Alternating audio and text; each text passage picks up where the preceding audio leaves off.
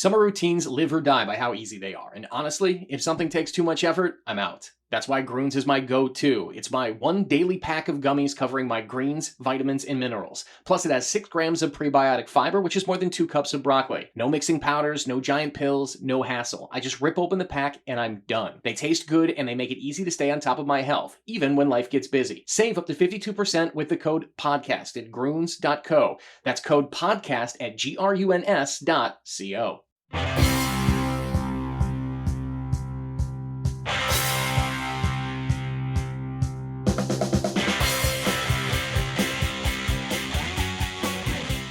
Hi, everybody. This is Dawn Mitchell, and welcome to another edition of Dawn of Sports. Today, Jim and I were talking about this amazing book that, and I'm being honest, it actually had me in tears. It's called See Her, Be Her. We not only have the amazing founder of Grassroots Baseball, Jeff Idelson, but also the woman behind these amazing pictures that tell the story without even having to read the text. Just unbelievable. Jean Fruth. So we're going to get into women, baseball all around the world. And I really encourage everybody to pick up this book because it's such a visual masterpiece. We'll talk about why it had me in tears coming up. That's right. This book is See Her, Be Her. They enlisted some interesting help here. Forward by Billie Jean King. Preface by Claire Smith, a Hall of Fame baseball writer that Jeff and I both know well. Introduction by somebody named Cal Ripken Jr., and of course the photographs by Jean Fruth. It is fantastic. Just to reset this show, this is Dawn of Sports.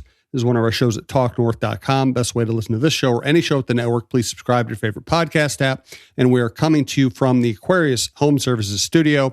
And as a matter of history, I got to know Jeff when he was doing PR for the New York Yankees, very high-stress job. Then he moved to a higher-stress job, president of the Baseball Hall of Fame.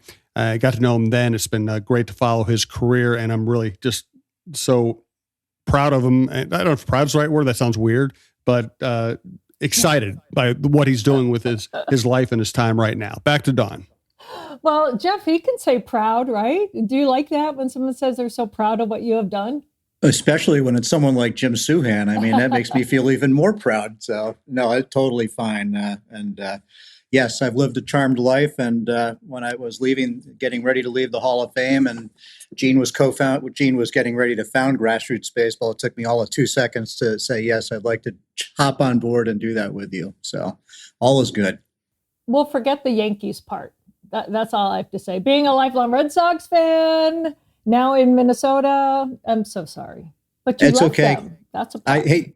I worked for the Red Sox before the Yankees, but they wouldn't keep me, so I had to go to the evil empire. And I did all that I could to help them lose on average 97 games a year the 5 years I was there. But it's not my fault that Toronto and Baltimore were really good then and Boston wasn't. We'll just call you Roger Clemens then. Sorry. Okay. You know, Benedict Arnold, all of that. But I'm so glad both of you are joining us today. I always believe in the See Her, Be Her. That's been my whole entire life. And I know I said this off the top that I was in tears. So my little backstory is my dad was cut by the Dodgers as a teenager. And so it was, and I have 4 brothers. So baseball was huge in our household, that when my dad bought me my first glove, which was a Wilson, my brothers had Rawlings. I was not happy. I wanted the same as my brothers, but he made sure to oil it, wrap it in twine, roll the car over it. So when his daughter, who was stuck in right field, could catch the ball, it would pop. And he taught me how to throw. And baseball has just always been a part of my life. My very first game, I was born, don't hold it against me, I was born in New Jersey. We moved to Massachusetts when I was in first grade, but kindergarten, I went to, my first game was a Mets game. And I had my glove. And it was just a lifelong thing. My dad, when we buried him, was buried with one of his baseballs that he kept his entire life. He played in Ebbets Field. He made sure that when we were kids, we packed up in the station wagon and we drove to Cooperstown. We had to go to the Ebbets Field area. And so baseball for me, I played baseball until the team went to girls softball. They got rid of the girls' baseball little league team, which I think women of kind of my generation, Gen X, we kind of dealt with that. There were not outlets for women to actually continue to play baseball. So when I started, Jean, and seeing your pictures along with everything in this book, I literally was crying because it was beautiful. It was see her, be her. I never saw any female baseball players. I was just trying to play for myself. But to see these young, powerful women, and then to see the women that played in a league of their own, it just wrapped it up so beautifully for me. So I guess I want to start first with you, Jean, and say what I loved about these pictures, and I know most of the people are listening to this podcast, so you have to get the book, to see the power and kind of the grittiness and the sheer love in these young women's faces today all over this world. How did that affect you? I know you probably ran the gamut of emotions. Yeah, it's See Her, Be Her. We did the book. It's a companion to a documentary by the same name, See Her, Be Her. And the point of the documentary and the book was to give visibility to these girls and women. Because people, even inside baseball, don't know that girls and women play baseball and how big of a sport it is for girls and women, not just here in the United States, but all around the world. There are over 25 countries that have women national teams. We have a World Cup, a women's baseball World Cup. And baseball, I mean, in a small country like South Korea, there's 50 professional women's baseball teams in South Korea. And yes, the professional men's team, the men get paid and the women don't. So there's some things that need to happen and we need a little more progress, but progress is happening, and just giving the visibility with the hopes of creating more opportunity is always what it's been about. That's what makes the work so rewarding, is surrounding the work with a purpose. And there's no better partner than Jeff Idelson to do this with. But to go to your actual question, when women and girls see the film, getting the reaction from women like you that say, I started to play, but I had no opportunity. There was no outlet for me. My high school wouldn't let me play. I had to switch to softball. And it makes me so happy to see that there's now opportunities for girls and older women than you saying, like, I always wanted to play, but I was never allowed to play baseball, and sports weren't even too much of a thing for women, like way back in the day. And then you see a dad like get the book for his daughter or see the film, and they were on the fence whether or not they should support their daughter playing the game. And I don't know, that's going to be tough for her. What should I do? Should I encourage her or try to switch her to softball? And then that one book, or he sees that, oh, it's more than just her, that this is a movement, that this is happening.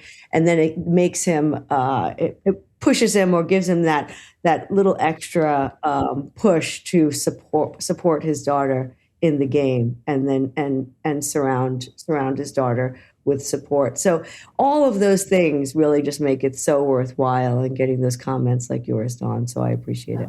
Well, Jeff, what was the catalyst for you? I speak a lot with my colleagues being in sports, and they say they're supportive of women, but it wasn't until they had a daughter that they really understood it. But there are men that don't have daughters that get it right away. So what was the catalyst for you to get behind a project like this and to support women in baseball as well? Well, when Jean and I made the decision to morph into that girls and women in baseball, it was easy because it made a lot of sense, because grassroots baseball is all about giving a voice in underrepresented communities, and girls baseball was severely underrepresented. And I do have a daughter, so that played, I certainly had that in the back of my mind. But, as we looked at this objectively, and we saw that the game had such bigger roots outside of the United States, and we could make a difference by shining a spotlight on it, that was enough for me. And, as Jean said, now that we're seeing opportunities for girls and women, that that's big. And we only hope that the opportunities will continue to grow. I really loved Billie Jean King's opening quote, and I'm going to read it to you. It says, "There I was, a girl who was good at sports, realizing that because I was female, I could not grow up to be a baseball player. It crushed me." And we all know what she went on to be. And also she's supporting the PWHL now. Either one of you, whoever wants to answer first, when you have an athlete like Billie Jean King, who played multiple sports, that is willing to put her neck on the line for not only obviously tennis, but for baseball, for hockey, to really kind of make sure that women are heard. You get powerful names like Billie Jean King, you get Cal Ripken Jr., and I believe Cal's wife is a judge. So you get these powerful names in sports that do not have to be convinced to lend a voice. How powerful was that for both of you to be like, wow, this is incredible? Go, Jean? Sure. I mean, Billie Jean King, obviously, it worked out well for her. Even though she didn't get the baseball opportunity, she did all right. And the most famous tennis player, she'll be known for women tennis player in the world. But what she's more known for even than that now, and will be, her legacy is certainly being an advocate for all women's sports, and an advocate for equality, and lending her voice to many sports. And what she's doing for the PWHL. And the whole point of it is all these sports help each other, right? And what she's doing and the things that she says, like it makes you want to be involved. And I see her tirelessly. We saw her at the Olympics for women's hockey. And I thought, there she is. She's just doing it. And if she can do it, and she's in her 80s, well, man, I just got to eat my Wheaties and keep going, because I want to do it too and keep going. And that's what it takes. It takes podcasts like this. It takes everybody. It's a village creating this visibility and doing our part to grow all women's sports, because women's hockey helps women's baseball. Women's basketball helps women's baseball. All of it, it's not just one. Mm-hmm. And when you look at it, all of these sports want to grow. They want to get bigger. The Major League Baseball wants more fans. Hockey wants more fans. Well, there's 50% of the population sitting there. Makes a lot of sense. Like, look at the numbers. Let's get the women involved. Let's get them playing. Let's get them watching.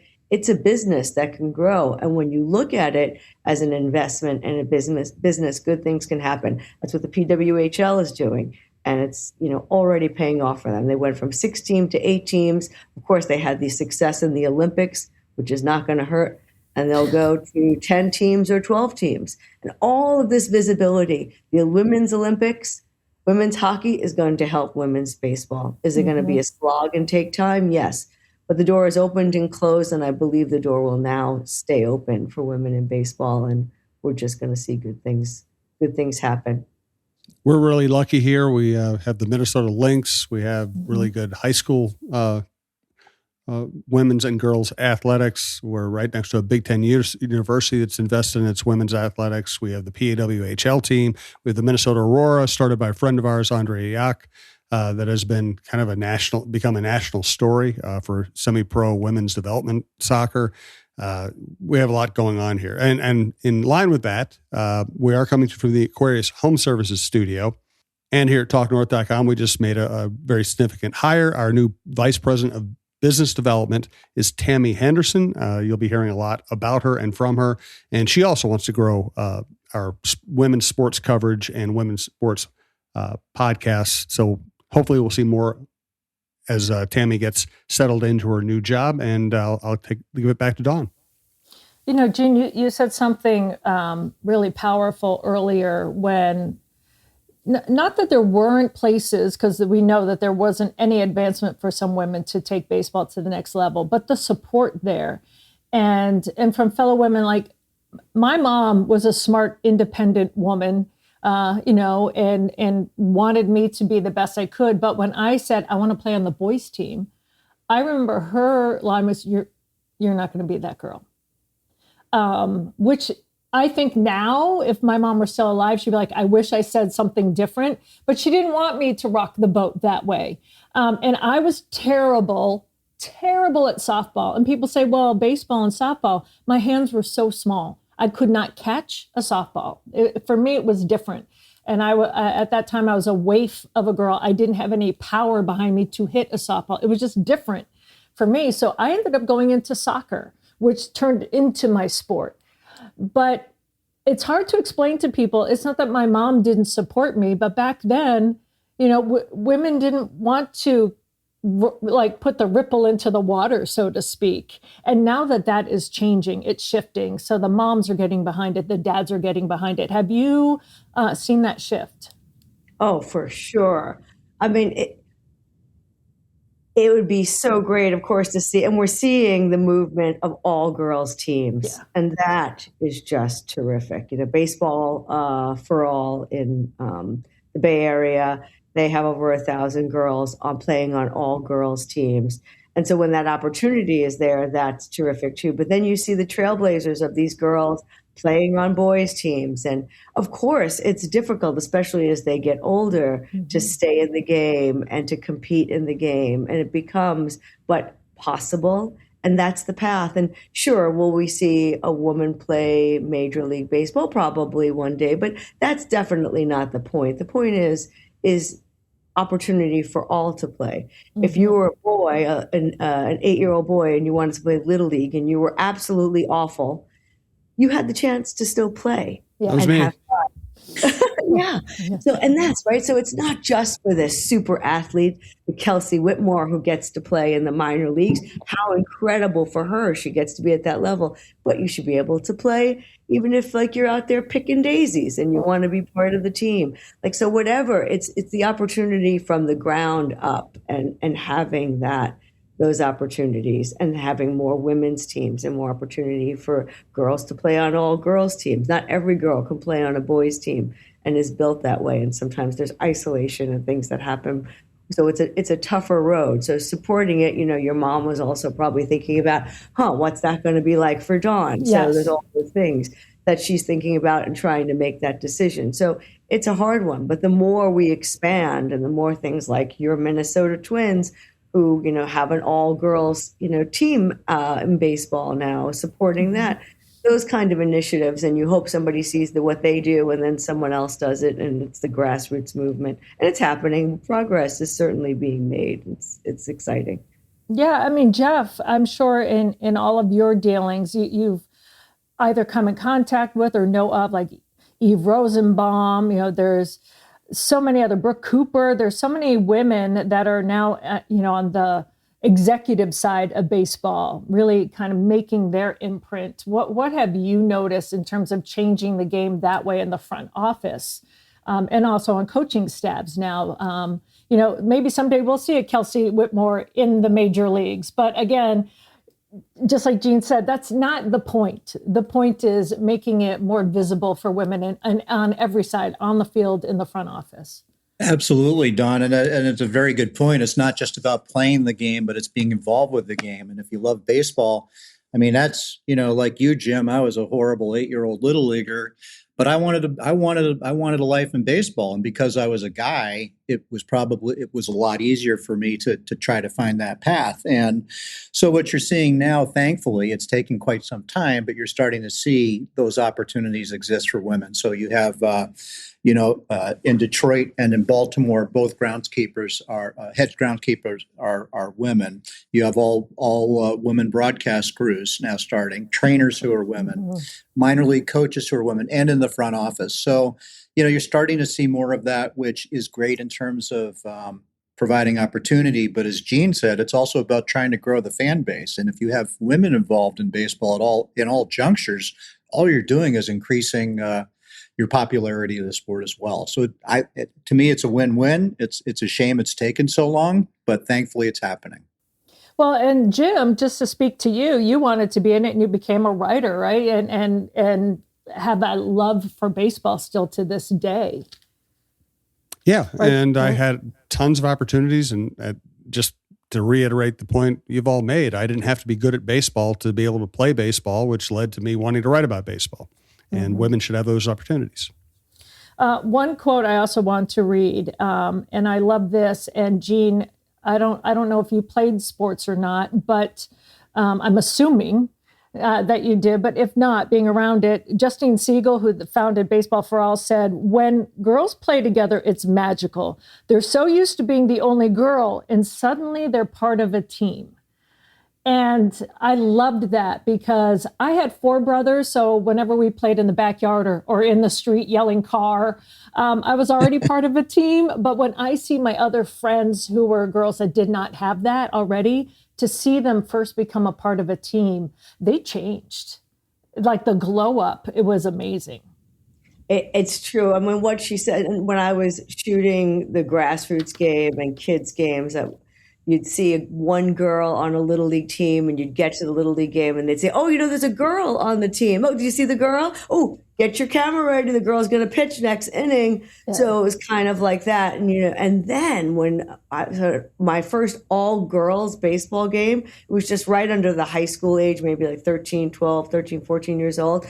And now girls were playing against all girls. It wasn't about being girls. They were just athletes, and they were playing like the boys do and it is magical to see that happen, and just to see them be athletes and supporting that. Ichiro Suzuki said something when we interviewed him for our documentary, and it was so cool. He said, let's not talk about the level right now of where they're at. Let's not talk about what we're seeing today. Let's talk about what it can be if we support them, if we give them a stage, if we give them the support, if we give them the coaching. What can it be? So support that. Don't look at the game right now. There's 4 teams. There's going to be a new professional women's baseball. You can go and say, oh, nobody's here, or, oh, they're not that good. Sure, really easy. We can pick apart anything so easily today, right? But or you can say, they're just getting started. What can we do to get more fans here? What can we do to help them raise their level of play? What can we do to give them visibility and make more people want? All of those things that we can do. That's what the PWHL, I think, is doing so well, is that they're saying this is about investing in the future, and we're going to create a pipeline, and we're going to put a great product on the ice or on the field. I love that, and it's possible with the right support. Jeff, I wanted to ask you what maybe elicited the most emotion from you in terms of working on not only the documentary project, but this book, like Be Her, See Her. I know for me, when I was reading the book, I was writing down, I have all these notes about what pictures just elicit these emotions in me. And I wasn't ready for many of them, to be honest with you, because I'm a female in sports. I'm surrounded by sports all the time. I see videos, pictures. But that's why I want to give Jean these kudos. They're just so powerful. So I always like to pick the brains of people that work on these projects after a while. Is there something that sticks in your mind emotionally that stuck out to you? I think what stuck in my mind, Dawn, was realizing how big the girls and women's game is outside of the U.S. and the joy that they were having playing in these other countries versus the being in the U.S. where we think we're the be all and the end all to everything. And it started as a domestic project, Don. We thought we were just going to do something on the growth of girls and women in baseball here, with the different Alyssa Nacken, the different women making history. But as we realized how global the story was, and saying, why can't this happen here? Title IX was the greatest thing since sliced bread. But look what it did. I mean, it drove a stake in between girls baseball and girls softball. So for me, I think the emotional pull was seeing these women in large quantities, such as we would tournament in South Korea. We were at a tournament with 6 or 8 teams, and just seeing the pure joy in a much bigger sense than, as Jean said, the one girl who might get in and play. And that to me struck a really big chord of like what could be if we wanted to have something like that happen in this country. Yeah, I remember that picture when you just said that. I believe that one of the teams in South Korea they're playing in the snow, and just the joy, Going to do 2 days. What was that? like you're going to do in a few days. Oh, that's right. Well, I want, playing like me, I'll be sitting talking about it saying, I wish I was out there running around right now. But just to see that they didn't care, Gene, that it was snowing out and they're all jumping in the air and they're just kind of playing this game that should not be played in snow, by the way, but just embracing it like that. There was that joy yet fierceness that was combined, and then your pictures from Japan, and there was so many. I mean, Cuba, Uganda, when they're practicing, where there was, I'm like, is that a bull? Is that a steer? I couldn't quite sure what they're running in front of, but I don't know if I would have. Like, just the sheer joy, like Jeff was saying, that must have been incredible to be behind the lens of all that. Oh, really? And then seeing the different, baseball has the same rules, right? But it's played the same, but it certainly looks different in different countries. Mm-hmm. And then the way they play, when we had the World Cup and USA played Japan, shocking, right? And seeing Japan's like small ball game and how they were bunting around the bases and frustrating the USA team, and USA was hitting for power, and just seeing that kind of fun, like rivalry between the two. And then seeing Uganda was probably the most moving part of the project. Yeah. Just there's 8 regions in Uganda where women are playing baseball. And there was a second story there that we had to tell, so we knew we had to stay there longer because unpacking that one is big. But it's the see her, be her moment, and them saying, hey, we're just as athletic as everybody else you're showing us here. We just need the opportunity. Yeah, and you actually put that picture on the cover, that kind of grabs you right away. Like, oh, I want to see more of this. Like, I believe her name was Lillian Naiga, if I'm saying her last name correctly, catcher, shortstop. And I literally, as soon as I saw the cover, I'm like, I've got to fast forward to that part of the book and just to read more about her. And then I went back. It just, like you said, it just kind of grabs you right away. And you realize the power of sports and what it can do for everybody, right? What it does for little boys, well, it does the same for little girls. All the life lessons that we learn from sports. We know that, kids who play sports have better outcomes with their grades, with health, learning how to be part of a team. It's not I, me.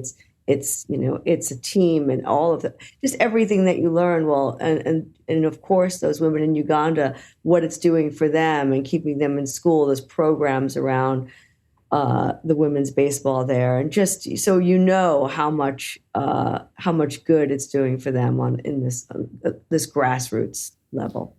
So I wrote down page numbers of pictures that surprisingly caught me off guard. Like I knew I would just be blown away by seeing the pictures of the Saito in Japan and all of that. But on page 110, for anyone listening right now, there is a picture, and it's called Connecting with Generations in San Francisco. And it was a picture so simply of a girl and her dad walking away. So it's the picture of their backs, where he is kind of holding, I think, her backpack, and she's walking with her equipment. And so just for me, being the only girl for boys and my dad, I'm like, wow, like that moment just kind of struck me. And also then on page 159, Kellyanne Jenkins, so I believe she plays in Chatham University. She's a pitcher, surrounded, and it was 2 boys on either side, which was me and my 4 brothers, just in my brain. That's why I say it's so personal, I think, for everybody who picks up this book, just to see her with her 4 male teammates on her college team. Those are just, for me, surprising. Like I thought, oh my gosh, I'd be driven to tears by some of these other ones, which I was. But just, I think this is such a book that can be personal for women, whether or not they played. I never played in college. I never played on a baseball game. I never had that moment with my dad carrying my equipment, but he supported me playing baseball. So just, is it shocking to both of you just how personal this book can, and the documentary can, hit women on all different levels, and men? Yeah, I don't know if it's I mean, it's surprising once they see it, but but we're hearing what you're saying, Dawn, a lot, and so it certainly girls and women are having those moments where it's really, really resonating. And it's really nice to see. And also you're hearing it from parents more than anything. It's just like, oh my God, I mean, this is like really hitting home. The nice thing, that just to follow up on Kellyanne Jenkins, because that was a couple of years ago, she graduated from Chatham.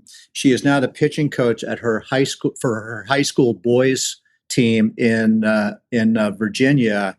And they won states last year. And Gene and I saw her at the Maria Pepe tournament in Williamsport. And she's like, we won states, and I was the pitching coach for the boys team. So I mean, she's she's just taken it to that next level and embraced it, and it's just so great to see.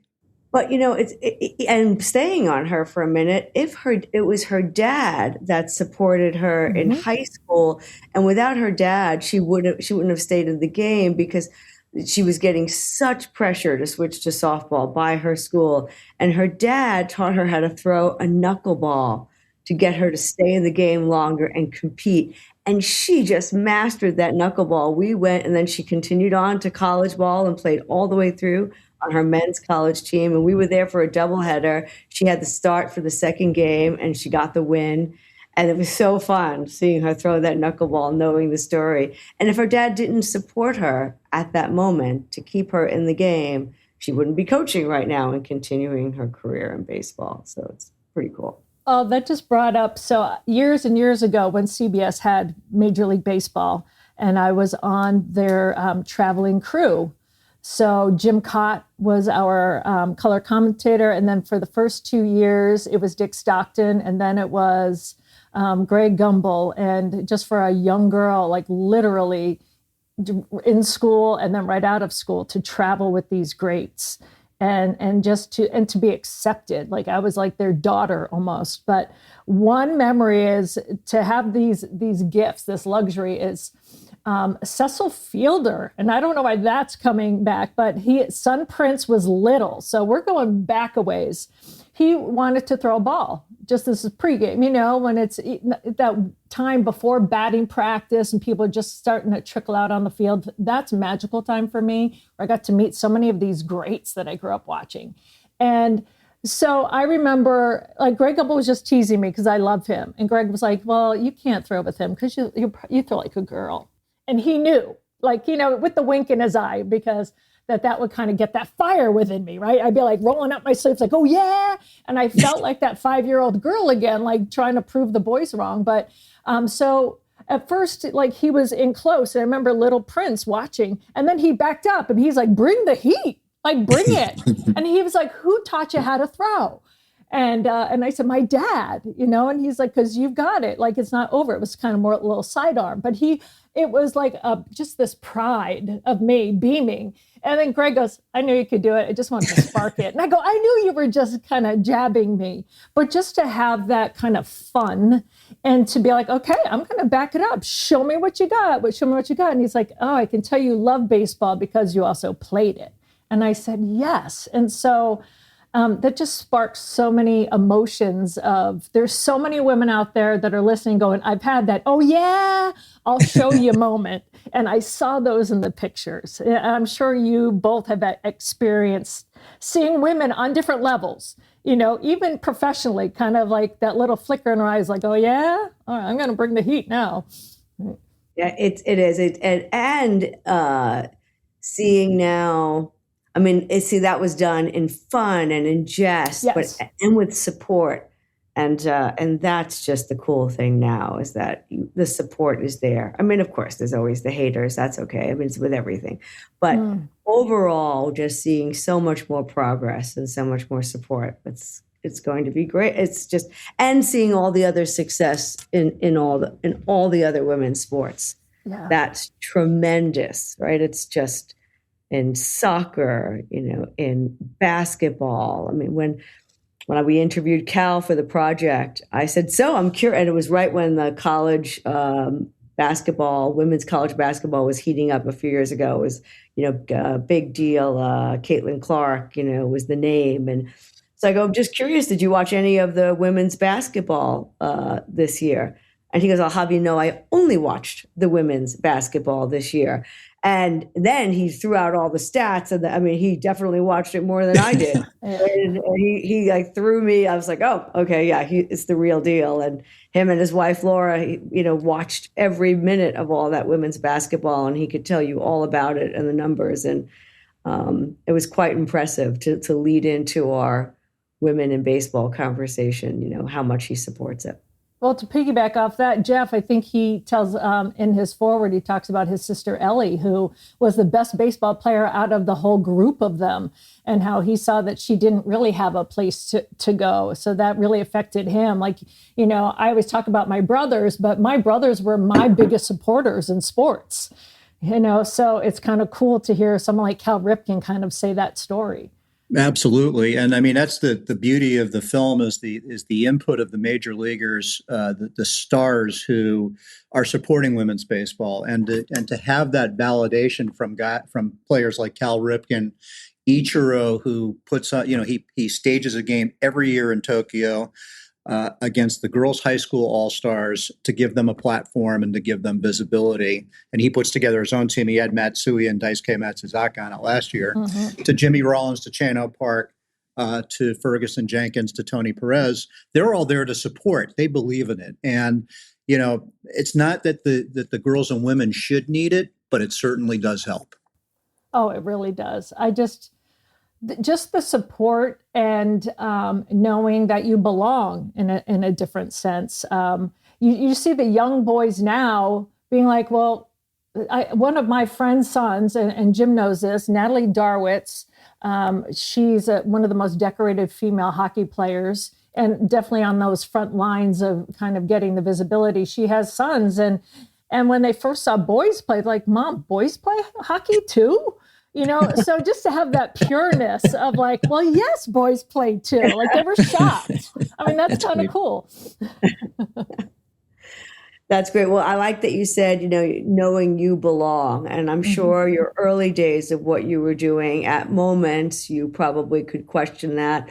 I mean, I know as a photographer, like the early days, there wasn't as many women photographing baseball, photographing sports, and sports photographers. And now you see so much more of it. And so these young women get to either come in playing or come in, supporting the game, or like you say, executives on the field, off the field, and they know that there's a place for them. And that's growing.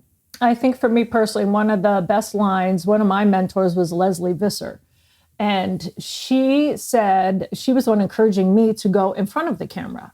And she said, whenever I see another woman, whether it's on the baseball diamond, for warm-ups, or whether it's on a football sideline, it makes me so happy. And I had met on my kind of rung up the ladder, had met other women where they didn't like that. They wanted to be the only woman there. There was kind of that, like, I've fought so hard to get here, I'm going to be the only woman. And I remember Leslie's words. And then years later, as I'm now on TV, and I've sat many a press box where I look around and I'd be bummed because I'm the only woman, like the only.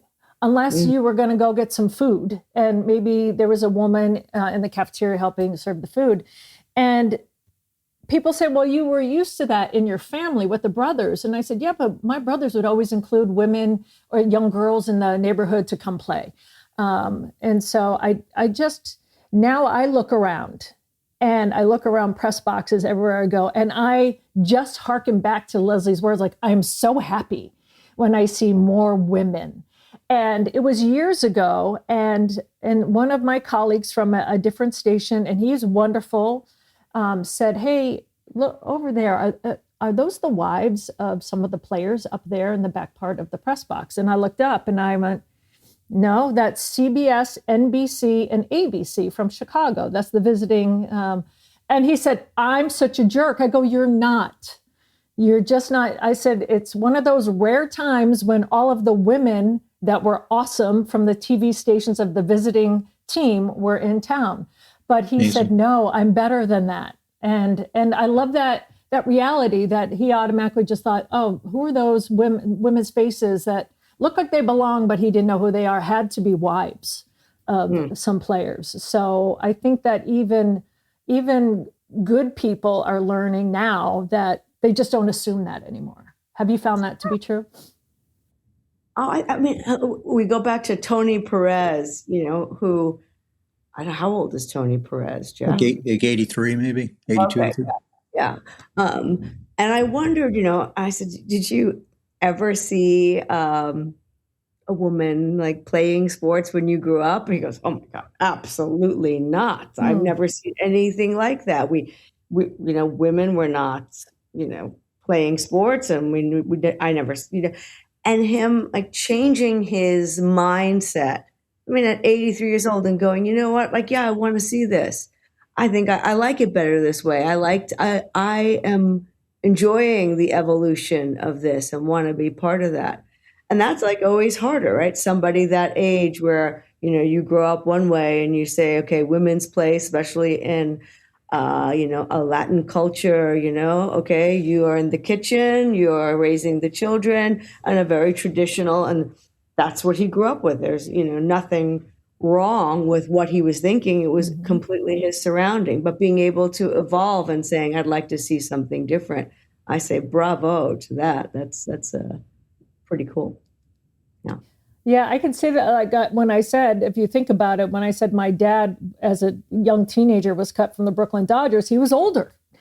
He was older than my mom, and so I saw him change. Not that he was ever, no, you can't do that, but even like household chores, it'd be like I'd always be the one setting the table, cleaning up the table, and I'm like, finally I said, why am I always doing this? How come my brothers aren't? My mom just went, yeah, Ed, how come she is? He goes, I go, they eat more than I do. They're more slobby. Why aren't they cleaning up the dishes?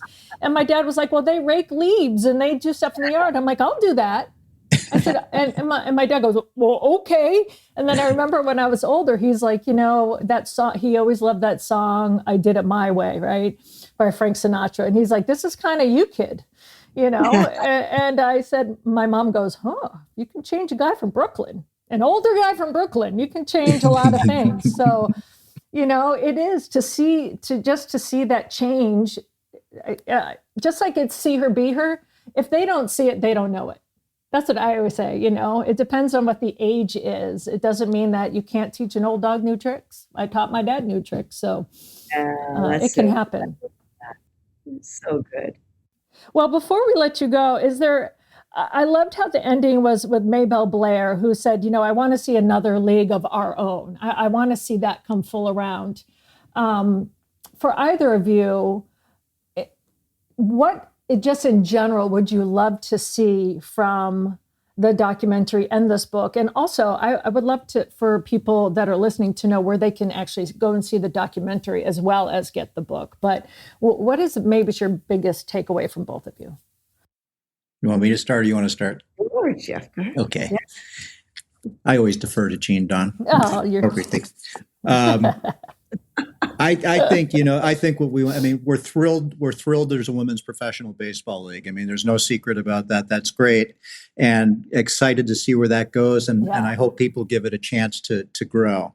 But more so, Little League has started a program where they're really, embracing the girls' game. And what we'd love to see is the stigmatism gone that you have to play softball when you're in school and you can play baseball. Yes. And seeing more girls have the opportunity to not have to even ask the question, but just choose baseball.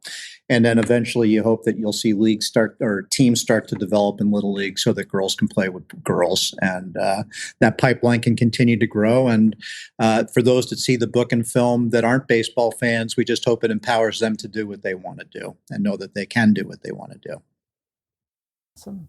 Jean? And I hope that Maybelle, now that she's the ripe age of 99, I hope she's out there throwing out the first pitch for their first game for our new league. There's been a bit of a time since the 1950s with the AHL, so they've had a dry spout. It's time for a new league. So I hope Maybelle's out there doing her thing, and so proud of her and the ambassador that she is. Oh, that's So Jeff, amazing.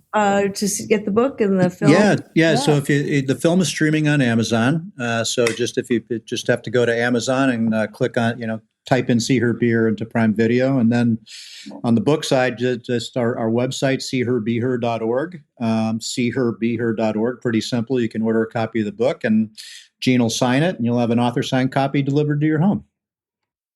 Just absolutely amazing. And bring your tissues. That's what I say. And Dawn, I would be remiss, since we're talking to you in the Twin Cities, not to mention that the Twin Cities does have some real estate in this film. The USA women's team practice at University of Minnesota, so you'll see that in the film if you watch. A bar of their own. We have a scene with Jillian and her crew over there. So Twin Cities definitely has some real estate in See Her Be Her. Oh, that's fantastic. I love to hear that. I didn't see it in the book, so is it in the documentary? It's in the documentary. Oh, I'm so excited. I'm so excited we'll send you a link. Oh, thank you. That would be amazing. That would be amazing. I know. I can't wait to see. I'm hoping, just like with the PWHL and just like WNBA, I'm hoping to see the new league for baseball take off, and for it to be good. Because what I see when I watch the USA and the World Cup and all the classics, and even just going through this book and seeing women from around the world, there's this fierceness that I spoke about earlier that I just love. Like young women now don't have to be ashamed of showing that grit and that fierceness. And I think that comes along with the joy. So I say kudos to you both, because you captured it all. Well, I say kudos to you, Dawn, because you're a trailblazer on your own, doing what you did, especially back in the day. And here you are continuing to do it. So without you, it's great to have the first like you and like the others, but now you get to look to the left and right of you and see other young women. And that's thanks to you being a trailblazer. So thank you. Thank you. Thank you. It reminds me of that commercial not long ago that someone did, like, what does it mean to run like a girl? Show me, and like women my age, maybe even a little younger, we kind of like, they did it almost like as if you're being a little like fancy, and then the younger girls came in fierce. Like, this is what it means to run and throw like a girl. Like, it didn't even come to their mind that they should even make fun of themselves, and I guess I learned at an early age. My brother's like, no, like, she taught me hockey. I don't know anything about hockey. Like, Dawn would be the one yelling at the TV. And so I learned quickly at a probably in my 20s, like, no, I'm not going to say throw like a girl. I'm not going to say that, because I'm not going to insult my own gender. And I think now that's just like, Natalie's son, like, boys play hockey. I like that's not even in their realm of thinking. So that gives me so much hope for the future, as does documentaries and books like yours. So the future's bright. And I just want to thank you. Yeah, thank you. Thanks, both of you. Thanks, Jim. Such a pleasure to meet both of you. Great to meet you. I'm sure we'll be talking again, and just best of luck with all this. And let us know when you have new developments, anything. That's very kind of you, Jim and Dawn. Thank you. Absolutely. I'm going to run to Amazon to see it. For women's hockey playoffs. Pardon?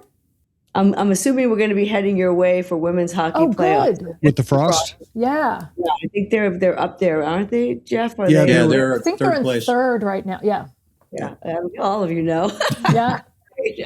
All of you said third at the same time. I love it. Well, what's really cool for me is, so one of my, I have friends that now have kids, and two of my nephews, they're in the NBA, but one of my friends, when your best friends' kids are your nephews, it's not by blood.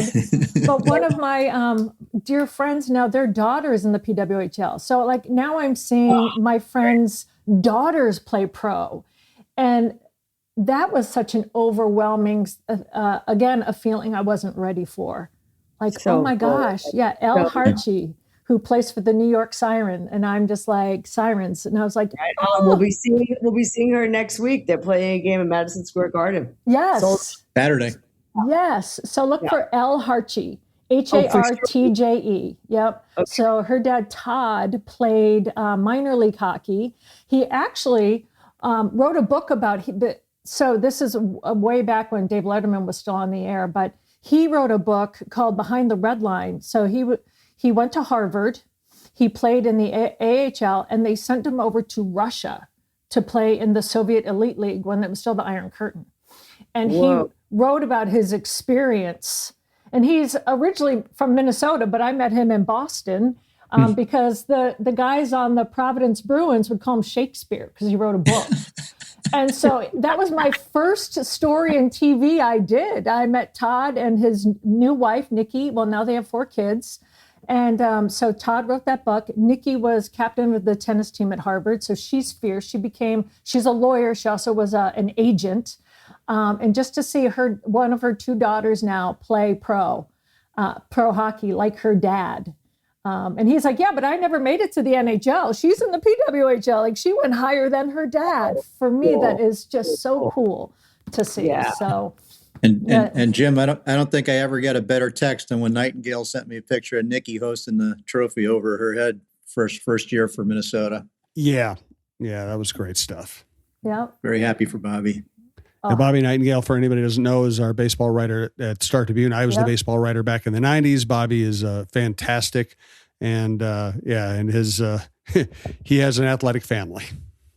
Yeah, you got to love that. It's now we're getting to the age where it's our friends' kids, but I'm down with that. If that's what's going to happen, I'm okay. Like Bobby Carpenter, I didn't know him when I was growing up, but I watched him play hockey, and his daughter Alex Carpenter, obviously on the U.S. team and stuff. So to see these, whether you're a writer, a pro athlete, just someone who's been in that sports field, to see them celebrate their daughters now is just awesome.